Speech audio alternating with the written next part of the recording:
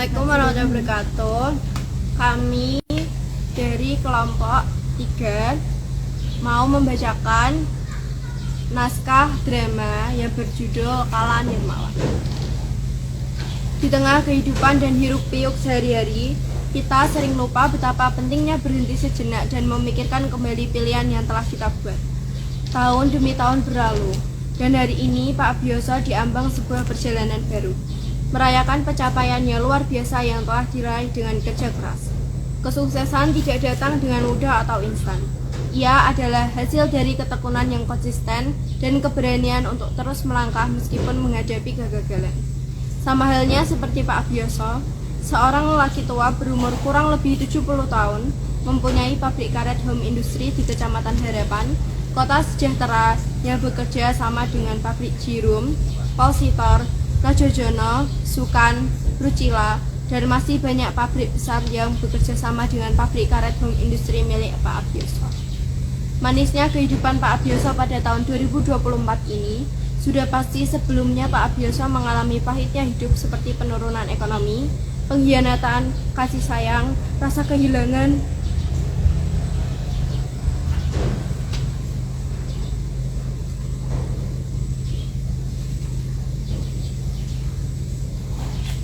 Pak Abioso menyadari bahwa hari-hari pada tahun itu menyimpan kenangan yang kini hanya bisa dikenang dan dirindukan. Dari tahun 1985, setelah Pak Abioso lulus STM, beliau ingin berbisnis yang pesaingnya sedikit. Namun, banyak kendala yang menyebabkan Pak Abioso belum merealisasikan keinginan tersebut. Pada tahun 1986, Pak Abioso bekerja di Sukontek, tepatnya di bagian listrik. Bandung 1987, langit malam bersinar dengan ribuan bintang, sementara angin lembut berbisik melalui dedaunan, menciptakan suasana damai yang jarang ditemui. Malam ini Pak Abioso tidur lelap ditemani dengan lembutnya. Pagi harinya, Bandung sangat cerah sekali, seolah-olah sedang menyambut Pak Abioso yang sedang berkunjung di kota Bandung. Pintu warkop terbuka, suara kursi yang digeser ke belakang menandakan bahwa ada pembeli yang mau duduk di kursi tersebut memesan secangkir kopi hitam. Ini Pak, silahkan kopinya. Terima kasih Mbak. Suara pintu warkop yang kembali terbuka disusul oleh lelaki yang juga memesan secangkir kopi hitam. Setelah itu, seorang lelaki tersebut menghampiri Pak Abioso. Bukan asli Bandung.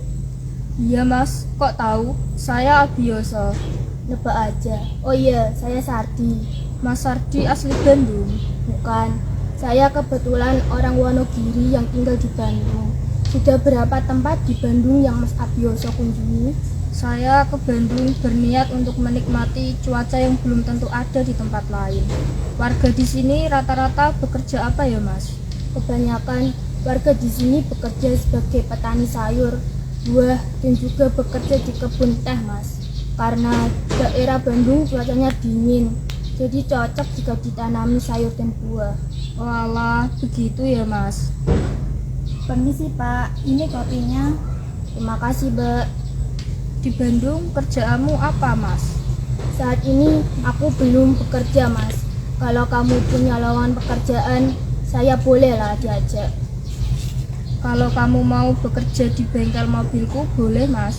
Wah, mau aku Mas. Bengkelnya di mana? Bengkelnya jauh Mas, tepatnya di Kota Sejahtera. Wah, jauh ya. Nanti saya ke sana sama siapa? Mas Abioso kan tahu kalau saya tidak punya tabungan sama sekali. Saya belum kerja Mas. Kebetulan bengkel mobilnya punya saya sendiri Mas. Kalau Mas Sardi mau, gaji buat Mas Sardi bisa saya tambahin, dan juga kesananya sama saya saja. Wah, boleh Mas. Kudus 1987. Setelah Pak Sardi dan Pak Abioso sampai di Sejahtera, tepatnya di Kecamatan Harapan, hari selanjutnya Pak Sardi sudah mulai bekerja di bengkel Pak Abioso. Pak Sardi pun mulai belajar ilmu pembengkelan dengan Pak Abioso. Pak Abioso pun merasa senang karena pekerjaan beliau lebih enteng sebab dibantu Pak Sardi. Mas, Boleh nggak kalau aku minta diorderkan karet? Kebetulan aku pernah bekerja di pabrik karet. Aduh, saya aja kerjaannya benerin mobil. Kok malah minta diorderkan karet? Sebelumnya, Pak Sardi adalah buruh pabrik karet di Bandung. Tidak terasa bahwa Pak Sardi bekerja di bengkel mobil Pak Abioso sudah 2 tahun. Selama 2 tahun, Pak Sardi bekerja di bengkel mobil Pak Abioso. Tentunya Pak Abioso berpikir ingin menambahkan bisnis yang lain. 1 tahun setelah Pak Sardi memberi saran Pak Abioso untuk membuka home industri karet, Pak Abioso akhirnya merealisasikan ide dari Pak Sardi tersebut yang juga sangat sedikit pesaingnya. Sejahtera 1990. Pada tahun 1990, Pak Abioso mulai merintis pabrik karet tersebut. Mulai dari mencari bahan bakunya, merancang mesin, membedakan bahan baku yang jelek dan yang bagus. Pak Abioso juga resign dari Sukantek dengan alasan mau fokus dengan bisnis home industry sekarang ini. Sepertinya kita harus memasarkan di pabrik-pabrik besar. Bagaimana caranya, Mas? Kita harus mulai menyebar kartu nama sembari uji coba pembuatan roll karet yang berkualitas. Baik, Mas, saya temani. Pak Abioso pun melakukan percobaan membuat roll karet. Percobaan sekali gagal, kedua kalinya gagal, sampai ketiga kalinya juga masih gagal. Tetapi itu tidak membuat semangat Pak Abioso hilang begitu saja. Pak Abioso masih terus mencoba mencari letak kesalahan yang gagal. Di saat Pak Abioso berjuang, Pak Sardi berkhianat meninggalkan Pak Abioso. Karena menurut Pak Sardi, Pak Abioso lama berproses. Loh, katanya kamu mau nemenin saya sampai berhasil. Lama kamu, Mas. Yang ada, saya cuma buang-buang waktu nemenin Mas Abioso. Setelah Pak Sardi bersikap seperti itu ke Pak Abioso, sama sekali tidak membuat mundur atau menyerah. Itu justru adalah suatu alasan Pak Abioso harus sukses. Cahaya bulan dan angin malam berembus melewati Pak Abioso yang sedang berdiri di dekat jendela. Bu Asmi yang baru saja keluar dari kamar melihat Pak Abioso di dekat jendela langsung menghampirinya. Sudah waktunya istirahat. Berpikirnya dilanjut besok saja, Mas.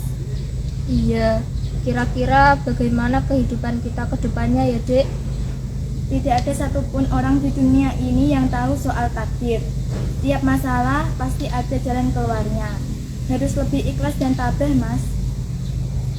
Bunyi klik pada saklar lampu berbunyi, yang menandakan lampu di ruang tengah sudah padam. Pak Abioso, Bu Asmi, serta 2 anaknya tertidur lelap. Malam ini Pak Abioso tidur dengan pemikiran yang kacau. Begitu juga Bu Asmi memikirkan kondisi suaminya yang sedang tidak baik-baik saja. Keesokan harinya, pagi-pagi sekali Bu Asmi sudah sibuk menyiapkan sarapan untuk dimakan satu keluarga.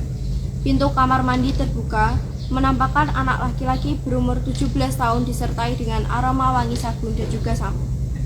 Kabar datang, pengen sate, bakar di kebun rasanya nikmat, ngobrol santai sambil nunggu, makan bareng hati pun hangat. Pagi-pagi udah ngerusak mood aja si tokek. Ye, daripada situ kurcaci. Pak Bapak, mosok jari Mas Abi aku kayak kurcaci. Kayak kurcaci ya Allah. Ya Allah, sudah. Ini ikan lelenya bisa gosong kalau kalian masih bertengkar. Pagi-pagi kok istriku udah cantik banget. Makanannya pas muda apa ya? Rica-rica gagak kali, Pak. Rica-rica gagak.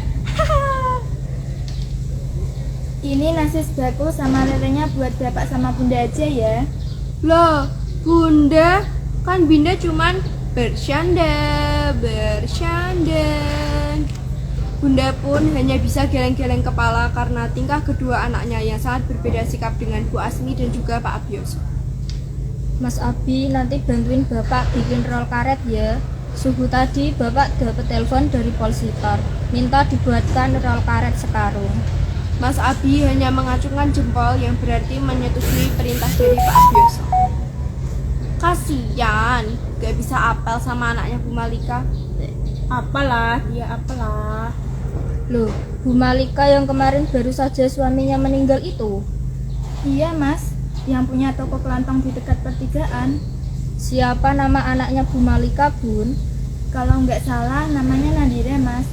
Mas Abi, Bunda minta tolong belikan tepung terigu di tokonya Bu Malika. Soalnya Bunda mau bikin bakwan goreng tapi tepungnya habis. Sontak, Mas Abi yang awalnya sedang makan langsung berdiri, membuat 3 anggota keluarganya kaget. Apa sih mas? Bisa biasa aja nggak?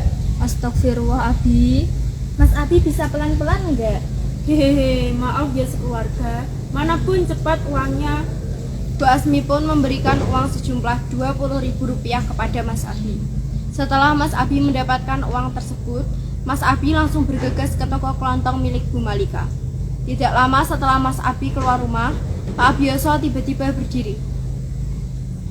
Loh, Bapak juga mau ikutan Mas Abi jadi budak cinta? Ya kali, Dek. Bapak mau nyiapin bahan baku buat pesanan Polsitar. Biar selesainya juga nggak bakal lama. Kirain mau jadi budak cinta juga kayak Mas Abi. Bu Asmi hanya bisa menggeleng-geleng melihat perlakuan 3 anggota keluarganya. Selama Mas Abi di perjalanan menuju toko kelontong milik Bu Malika, sepanjang jalan Mas Abi selalu bergumam, semoga Mbak Nadira yang juga toko berulang kali. Mbak, beli. Iya, sebentar. Waduh, pas banget Mbak Nadira nih yang jaga toko. Mas Abi, beli apa mas? Bu Malika, ini Bunda tadi nyuruh beliin tepung terigu. Ada? Ada mas, sebentar tak ambilkan dulu. Ya elah, kirain anaknya. Ini mas, terigunya ada tambahan lagi. Mbak Nadira, udah itu aja Mbak, berapa? Rp10.000 aja mas. Oh iya mas, tadi ibu pesan kalau Bu Asmi dapat titipan dari ibu. Oh iya Mbak, terima kasih ya. Boleh sekalian nomor teleponnya Mbak Nadira nggak? Oh, boleh mas, tunggu sebentar ya. Ngapain Mbak, kok lama sekali? Iya, sabar. Ini loh, sudah selesai. Terima kasih ya Mbak. Iya, sama-sama mas Abi. Abi pun berjalan melewati jalan pada saat berangkat tadi. Sesampainya di rumah, Abi langsung memberikan tepung terigu dan juga kresek titipan Bu Malika yang berisi jeruk bali. Mas Abi, Bapak tadi pesen ke Bunda. Kalau kamu sudah pulang ke rumah langsung ke pabrik biar lusa langsung bisa diantar ke Polsitor. Iya Bun. Setelah itu, Abi langsung ke pabrik membantu Pak Abioso. Tidak terasa, Pak Abioso dan Abi pun membuat rol karet sampai sore. Pagi pun berganti malam. Selanjutnya, keluarga Pak Abioso beserta anak dan istrinya makan malam. Di meja makan, seperti biasa, selalu ramai karena Abi selalu memberikan topping jokes bapak-bapak di setiap kalimat yang Abi ucapkan. Obatnya di mana? Ini sudah tak ambil mas. Apa nggak sebaiknya kita kasih tahu anak-anak aja, Bun? Halah, nggak perlu kita kasih tahu mereka. Ini sakit biasa aja kok mas. Pak Abioso hanya membalas ucapan Bu Asmi dengan anggukan. Malam semakin larut, hanya terdengar suara jangkrik dan detik jam terus berputar menuju pagi. Malam pun berlalu, suara ayam berkokok dan kicauan burung menyambut pagi Mas Abi dan juga Binda dengan penuh semangat. Mas Abi, Binda, ayo sarapan dulu. Pagi ini Bu Asmi menyiapkan sarapan lebih awal daripada hari sebelumnya. Dikarenakan hari ini Mas Abi dan juga Binda sudah menghabiskan libur panjang akhir semesternya. Lalu, Pak Abioso beserta istri dan anak-anaknya sarapan seperti biasa. Ini perasaanku aja, apa Mas Abi juga ngerasain? Kalau Bunda akhir-akhir ini jarang marah-marah.